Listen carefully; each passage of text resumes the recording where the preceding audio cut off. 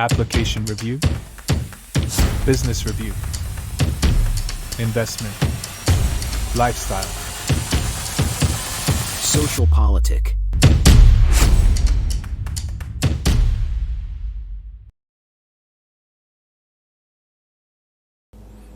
Halo Bapak Ibu, saudara-saudari sekalian, lovers and haters. Salam cerdas Indonesiaku. Jumpa lagi kita pada kesempatan kali ini. Bagi Anda yang belum subscribe channel saya, silakan subscribe channel saya. Tekan loncengnya agar Anda dapat notifikasi setiap kali saya mengupload video-video saya. Oke, kali ini saya akan membahas mengenai 6 pasangan cagup dan cawagup dari PDIP yang kalah di Pilkada serentak 2024, tapi nggak terima gitu ya. Dia menggugat hasil Pilkada serentak 2024 ini. Padahal jelas, mau dari quick count, mau dari real count kalah, ya, telak gitu ya. Tapi di satu sisi, siapa itu? Ridwan Kamil dan Suswono, ya, pasangan nomor 1, ya, akhirnya menerima dan mengucapkan selamat ya kepada Pramono Anung dan Rano Karno. Ini kan seperti bumi dan langit ya. Nah, nanti kita akan lihat ya, kenapa ini begini ya. Tapi sebelum itu seperti biasa ada beberapa ringan dan yang lucu nih ya yang mau lewat dulu. Nah, kita tahu kan dari zaman Pilpres dan ketika PDIP merasa ditinggalkan oleh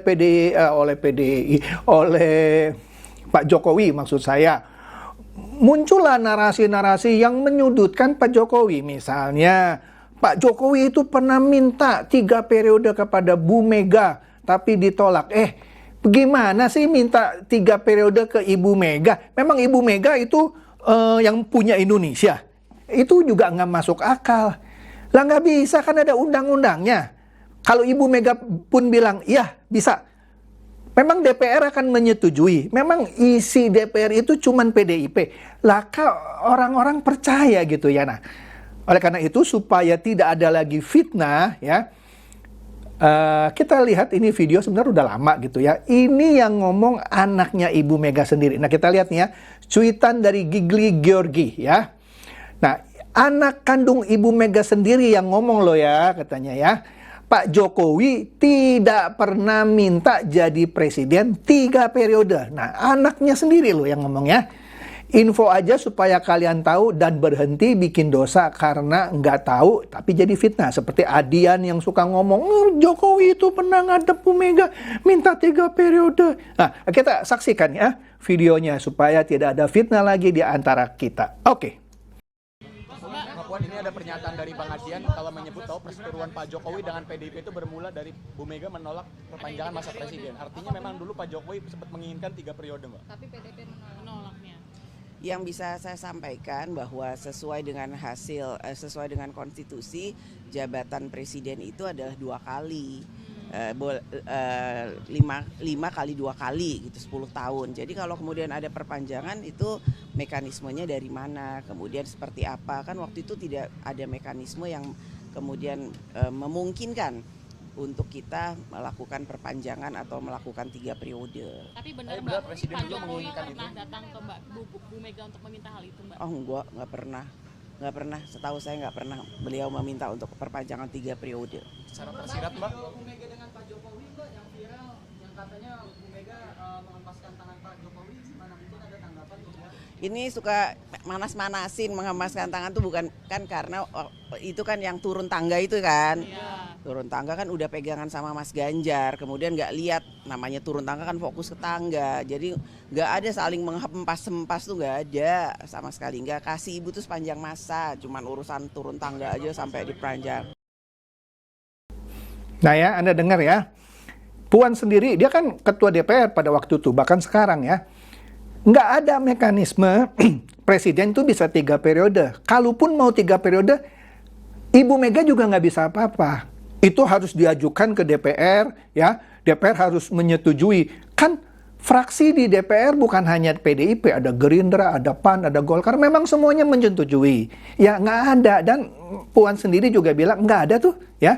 Dan soal Ibu Mega menghempaskan tangan Pak Jokowi, ya itu dia bilang udahlah jangan dikompor-komporin, jangan dipanas-panasin. Itu lagi turun tangga, Ibu Mega lagi konsentrasi, dia pegangan tangan Ganjar, ya. Tapi momen itu ditangkap sebagai menghempaskan tangan Jokowi. Nah itu orang apa ya, menyambung-nyambungkan, cocokologi ya. Nah Adian bilang perseteruan Ibu Mega dan Jokowi karena Ibu Mega menolak permintaan Jokowi. Bukan itu. Kan sudah sering saya bahas ya, seperti misalnya di satu acara apa ya, ulang tahun PDIP atau apa, di depan para ratusan atau ribuan kader, Ibu Mega bilang, Jokowi itu kalau nggak ada PDIP kasihan deh, kan gitu ya. Anda nilai sendiri ya. Oke, ini yang ngomong Puan sendiri ya, anaknya Ibu Mega. Nah, kemudian, kan sebentar lagi akan ada kongres PDIP katanya. Ada rumor katanya ya, PDIP bakal diawut-awut. Rumor. Nah, masa rumor ditanggapi ya? Nah, Ibu Mega bilang, coba kamu awut-awut partai saya. Aduh Ibu, rumor mah nggak usah ditanggapi lah ya. Jadi saya bingung juga ya urusan gini, terus gimana lah. Oke lah. Nah, di video saya sebelumnya, video ini pernah saya tayangkan, tapi kita tayangkan lagi, tanda kutip, ancaman dari Deddy Sitorus, Ketua DPP PDI Perjuangan kepada Prabowo. Yuk kita saksikan lagi ya. Videonya ini, aduh, menarik lah kalau saya bilang ya, karena di sini, nah, Anda lihat lagi deh ya. Saya nggak mau ngomong. Bayangkan seorang presiden setelah melakukan kunjungan kerja pada hari Minggu di luar hari kerja, mengunjungi lahan food estate di Merauke, harus terbang ke rumah seorang mantan presiden, dan kemudian kesan kami dari gestur beliau dipaksa menjadi seorang influencer calon gubernur. Hati kami tersakiti. Betul-betul itu sesuatu penghinaan. Dan kami menyerukan kepada seluruh pendukung Pak Prabowo supaya memberikan keberanian kepada beliau untuk memutus syahwat kekuasaan yang terus-menerus dipertontonkan oleh seorang Joko Widodo. Dan itu harus dimulai dengan mengganti Listio Sigit sebagai Kepala Kepolisian Republik Indonesia dan melakukan evaluasi yang mendalam terhadap Kementerian Dalam Negeri. Dengan cara itu kami bisa melanjutkan partisipasi yang positif dalam masa kepresidenan Prabowo. Menurut saya ini ucapan yang kurang ajar dari seorang Ketua DPP PDI Perjuangan. Apa tadi? Anda simak lagi videonya. Dia bilang, pada hari Minggu setelah mengunjungi Merauke Food Estate, Prabowo harus menemui Jokowi. Lu tahu dari mana itu harus, orang kehendak Pak Prabowo? Kok harus? Nah ini narasi yang dia buat kan, seakan-akan harus mengunjungi Jokowi. Dan di situ dia melihat gesturnya Prabowo seperti mau dijadikan influencer ya oleh Jokowi untuk mendukung calon gubernur. Lah, Pak Lutfi itu kader Gerindra, nggak usah disuruh sama Pak Jokowi ya. Jadi dia bilang ini suatu penghinaan. Penghinaan dari mana? Orang mereka temen kok. Nggak ada juga perintah dari Jokowi supaya Prabowo apa? Mendukung Lutfi. Orang Lutfi saya bilang adalah kader Gerindra. Oke? Kemudian, jadi dia minta kepada para pendukung Prabowo supaya Prabowo memiliki keberanian untuk memutus, ya sebut saja memutus hubungan dengan Pak Jokowi, supaya syahwat kekuasaan Pak Jokowi itu diputus gitu ya. Caranya antara lain adalah dengan mengganti Kapolri Listio Sigit. Hubungannya apa coy?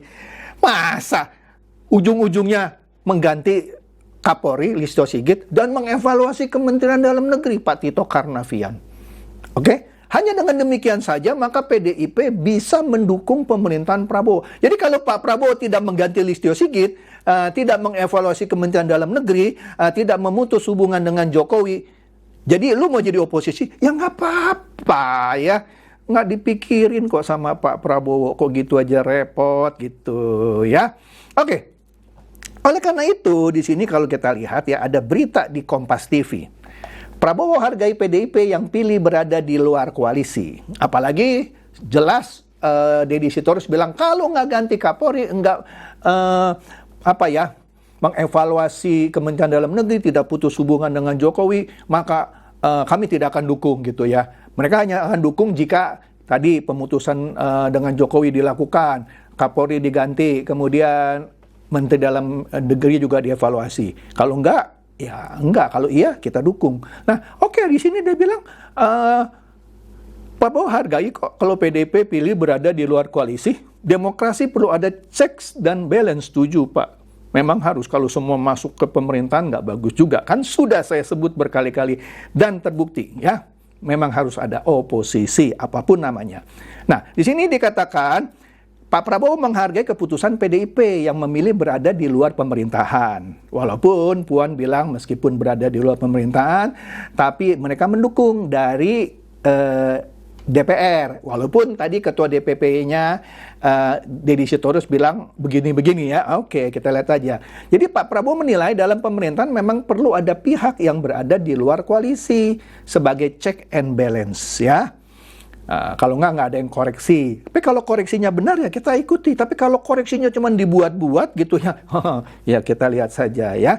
Jadi itu yang disampaikan oleh Pak Prabowo di puncak acara HUT Partai Golkar ya. Kamis beberapa hari yang lalu. Oke.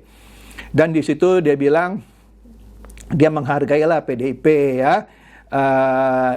Dia yakin bahwa partai-partai politik di Indonesia yang memilih di dalam atau di luar pemerintahan itu dia yakin tidak mengurangi kecintaannya terhadap republik ini ya. Bagus ya. Karena itu mulai sekarang kita jangan mau diadu domba. Nah, tadi kan video yang ada di Sitorus kan kesannya mengadu domba gitu ya antara Prabowo dengan Jokowi, Prabowo dengan Listio Sigit, Prabowo dengan Tito Karnavian ya. Jangan lagi mau diadu domba. Belajar dari sejarah. Kita terlalu lugu. Bangsa Indonesia terlalu lugu katanya. Sering dibohongi. Kita harus mengoreksi diri. Bukalah buku-buku ajaran. Bukalah pelajaran nenek moyang sendiri. Pemimpin tidak boleh lugu. Nah, ini jawaban buat Deddy Sitorus. Pak Prabowo bukan pemimpin yang lugu. Tapi pemimpin yang waspada, eling, dan waspodo katanya. Oke? Nah, ini dia kita masuk. Ridwan Kamil, nah ini menurut Detik ya, berita kemarin ini ya, terima hasil Pilgub Jakarta dan ucapkan selamat kepada Pramono Rano. Wah, mantap dong. Nggak banyak cincong. Walaupun sebelumnya ada rencana mau gugat gini-gini, tapi akhirnya dia ucapkan selamat. Wah ya. Jadi di sini dikatakan di Detik News, Ridwan Kamil dan Suswono menerima hasil rekapitulasi Pilkada 2024 Jakarta. Ya, pasangan Ridho mengucapkan selamat kepada pasangan nomor urut 3 Pramono Anung dan Rano Karno yang unggul. Ya, jadi pasangan Ridho memutuskan untuk menerima hasil Pilkada yang telah ditetapkan oleh KPUD Jakarta. Ya, dengan begitu kami mengucapkan selamat kepada Mas Pramono Anung dan Bang Rano Karno yang akan memimpin Jakarta 5 tahun ke depan. Ya. Kata Ridwan Kamil di konferensi pers di DPP Golkar Jakarta kemarin Jumat. Ya. Hah, kurang apa? Ksatria, gentleman, udah kalah ngaku, ucapkan selamat. Di negara-negara lain juga sama gitu ya. Amerika ya, Trump menang. Ya. Kamala Harris langsung ucapkan selamat. Udahlah, nggak usah begini-begitulah. Kecuali benar-benar ada. Nah, ntar kita lihat ada 6 cagup-cawagup PDIP gugat. Nah, ntar kita lihat ya, sabar.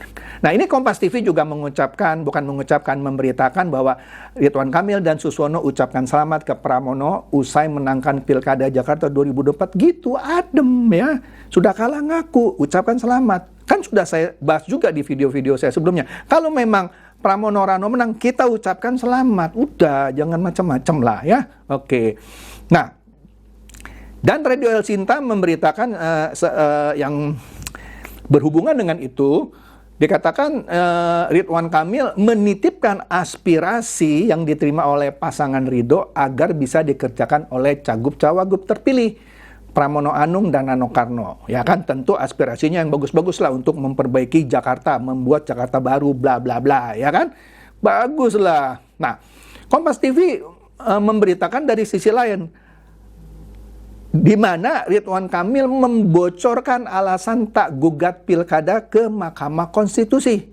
Katanya masukan dari pimpinan. Tentu kita tanya ke Pak Prabowo. Berarti hebat dong. Saya yakin Pak Prabowo bilang, ya sudah, kamu terima, mungkin ya saya mengasumsi, ucapkan selamat kepada Pak Pramono dan Rano Karno. Selesai. Itu baru pemimpin ya. Bukan bilang ada kecurangan, terstruktur, sistematis, masif. Mantap ya. Nah, Metro TV juga memberitakan hal yang berhubungan dengan itu. Dikatakan calon gubernur Jakarta nomor urut 3 Pramono Anung berterima kasih kepada pasangan Cagup dan Cawagup Jakarta nomor urut 1 dan 2 Ridwan Kamil Suswono dan Dharma Pongrekun karena tidak mengajukan gugatan sengketa pilkada. Jadi menerima. Mantap kan? Dan hebat juga Pak Pramono sini, terima kasih tidak menggugat. Nah, oke, mantap ya. Jadi adem gitu, nggak usah ada ribut-ribut, apalagi nanti ada demo dari para yang pendukung lah gitu ya. Oke, ini perlu dicontoh lah. Kemudian Kompas TV juga memberitakan bahwa Pak Pramono itu mengatakan, saya pasti akan bisa bekerja sama baik dengan Presiden Prabowo. Sebelumnya kita sudah tahu ada presiden ya, karena ada benturan menurut saya ketidakcocokan antara Ibu Mega dan Jokowi, yang mana Adian yang sebarkan hoax bahwa itu gara-gara Jokowi sakit hati minta 3 periode nggak dikasih. Padahal tadi di awal kita dengar ya, Puan bilang nggak ada. Ya. Oleh karena itu misalnya Ganjar dan Iwayan Koster pernah memberikan pendapat soal Piala Dunia U20 yang menyatakan bisa begini sehingga mereka menolak. Akhirnya gagal kan? Artinya dia sebagai gubernur tidak bisa bekerja sama dengan presidennya yang kebetulan partainya sendiri. Ironis kan? Tapi Pramono bilang saya bisa bekerja sama. Nah, mudah-mudahan benar ya. Jadi kalau nanti ada program makan siang gratis tetap didukung, kalau ada apa tetap didukung gitu ya. Iyalah, walaupun bukan dari Partai Gerindra. Mantap. Nah, ini dia. Ada 6 cagup cawagup jagoan PDIP yang gugat hasil Pilkada 2024 ke Mahkamah Konstitusi. Kalau tadi Ridwan Kamil Suswono dari Gerindra, Golkar, PAN, dan lain-lain gitu ya, koalisinya Indonesia Maju Plus, terima tuh, nggak pakai gugat-gugat. Gitu ya, ini sudah kalah telak. Dan satu putaran saja kalau di daerah lain ya, begitu menang ya, nggak usah minimum 50% plus 1. Misalnya ada 3 kandidat, yang 1 48, yang lain di bawah 48, yang 48 menang walaupun nggak 50. Nah, kebetulan mereka juga menangnya di atas 50. Tetap digugat. Nah, jadi sebanyak 6 pasangan calon gubernur dan wakil gubernur yang diusung PDIP mengajukan gugatan sengketa hasil pilkada serentak ke Mahkamah Konstitusi, kata di sini ya. 2 dari 6 gugatan yang diajukan berasal dari Andika Perkasa dan Hendral Prihadi yang menggugat hasil Pilgub Jawa Tengah. Kemudian Tri Risma Harini dan Sahrul Asar yang menggugat hasil Pilgub Jawa Timur. Sementara itu 4 gugatan lain berasal dari paslon yang dijagokan PDIP di Sumatera Utara, Maluku Utara, Sulawesi Selatan, dan Kalimantan Timur. Nah, ini ada cuitan dari Alek, dikatakan Kim, Koalisi Indonesia Maju, kalah dalam hal ini Ridwan Kamil dan Suswono hanya emosi sesaat, ya kan? Tapi bisa legowo. Nggak kayak Banteng, nggak bisa terima kenyataan, masih ngotot, gugat ke MK di Provinsi Jateng, Jatim, Sumut, Sulsel, Kaltim, dan Maluku Utara. Itu ada nama-namanya ya. Yang nomor 1 Andika dan Hendi di Jateng, Risma dan Gus Hans Jatim, Edi Ramayadi dan Hasan Basri Sumatera Utara, Isra Nur dan Hadi di Kalimantan Timur, Dani dan Asal di Sulsel, Husein dan Asrul di Maluku Utara. Katanya ada sesuatu yang kecurangan-kecurangan ya. Kita saksikan ya, ini videonya udah pernah saya tayangkan juga, tapi menarik juga kalau kita saksikan sekali lagi. Yuk. Apa yang terjadi ini merupakan TSM. Nanti kita akan pembuktian lebih lanjut lagi. Ini untuk teman-teman rekan-rekan media. Dan yang kedua, untuk di Jawa Tengah, kami juga mendalilkan keterlibatan aparat penegak hukum, di mana dari awal ada panggilan-panggilan kepolisian, ada panggilan kejaksaan, dan juga pengerahan kepala desa, dan lain-lain. Ini nanti kita akan buktikan di sidang Mahkamah Konstitusi. Ini kan cara-cara kuno menurut saya, katanya ada TSM, kecurangan yang terstruktur, sistematis, dan masif. Karena gugatan itu baru bisa diterima kalau TSM, terstruktur, sistematis, dan masif. Contoh katanya di Jawa Tengah, ya. Itu ada panggilan-panggilan dari pihak kepolisian dan kejaksaan. Saya mau tanya, itu ada berapa ya kalau Jawa Tengah? Saya lupa lah, mungkin sekian juta gitu ya. Masa 1 juta atau jutaan orang itu, saya nggak tahu berapa itu, dipanggilin semua sama kepolisian, diancam, kamu harus pilih Lutfi. Nggak mungkin, coy. Kalaupun benar ya ada 1-2 orang dipanggil, mungkin nih asumsi ya, kamu dan keluarga kamu dan warga kamu harus pilih Lutfi ya, misalnya ya. Loh, mereka santai aja, pilih aja Andika Perkasa. Memang tahu dia pilih siapa. Itu kan, nggak mungkin bisa dibuktikan. Ada panggilan dari kejaksaan. Kenapa? Jaksa ada yang ngancem. Kalau kamu nggak pilih Lutfi, nanti saya kasuskan gitu ya. Nah, ketika dia ada di bilik suara, nggak ada yang tahu kan pilih siapa. Jadi hubungannya apa ya panggilan kejaksaan atau kepolisian sehingga Lutfi menang. Dan pengerahan kepala desa. Kepala desa mau ngancem warganya pun, ya misalnya begini, kalian nih 1 RT ini atau 5 RW ini harus pilih Lutfi misalnya ya. Kan pasti ada yang pilih Lutfi, ada yang pilih Andika Perkasa, ya kan? Terus kemudian, kalau misalnya ada warganya ada 100, Pak Andika cuma dapat 20, atau kita baliklah, Pak Andika dapat 80, Lutfi dapat 20, kepala desa mau nangkep siapa? Kamu pasti nih yang kasih suara salah satu dari 80 ya ke Andika. Nggak bisa coy. Jadi dari mana mau membuktikannya? Ya tapi sudahlah, kan namanya banteng ya. Kita kasih mereka kesempatan lah ya untuk membuktikan. Nanti kita nonton saja hasilnya. Itu saja dari saya. Semoga ini mencerdaskan dan mencerahkan Anda semua. Silakan share video saya ini kepada teman-teman, sahabat atau kerabat supaya mereka tambah cerdas dan tercerahkan. Seperti biasa, terima kasih.